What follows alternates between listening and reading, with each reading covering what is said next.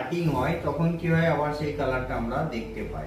উপরের লেয়ারটা যখন কাটিং হয়, নিচের লেয়ারটাকে আমরা আবার সেটাকে দেখতে পাই, তখন অ্যাকচুয়াল ফিলটা বোঝা যায় যে অ্যাকচুয়াল ভেন্স কি হয়েছে, বা অ্যাকচুয়াল আমরা আমাদের যেটা উদ্দেশ্য এই যে কাউন্টার টপ বানানো, সেই কাউন্টার টপের উদ্দেশ্য আমাদের কতটা সফল হয়েছি আমরা।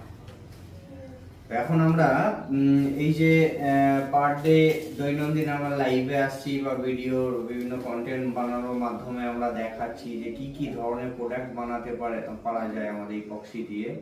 এখানে সব থেকে ইম্পর্টেন্ট হলো এটা একদমই একটা নতুন সাবজেক্ট, প্লাস মার্কেটে যে প্রবলেম থাকে, আমরা বিজনেসে যেটা বুঝি প্রবলেম সলভিং প্রোডাক্ট হলে কি হয়, আমাদের বিজনেস অনেক ইজি হয়ে যায় বিজনেসকে বাড়ানোর জন্য। তো এপক্সি একটা প্রবলেম সলভিং প্রোডাক্ট বলা যায়। বিভিন্ন মানুষের বিভিন্ন ওয়াটার প্রুফিং এর প্রয়োজন পড়ে, বিভিন্ন লিকেজের সমস্যা থাকে, সেখানে এপক্সি একটা ভালো পরিমাণ সলভ করে দেয় প্রবলেমকে। অনেকের কি হয়, কিচেনে কাউন্টার টপ ইউজ হবে, এবারে সেখানে গ্রানাইট ইউজ হবে কি স্কোয়ার্স ইউজ হবে, স্কোয়ার্স ইউজ করতে গেলে অনেক 1200-1500 টাকা স্কোয়ার ফিটে খরচ হয়ে যায়, সেখানে মানুষ ওটাকে অ্যাফোর্ড করতে পারে না।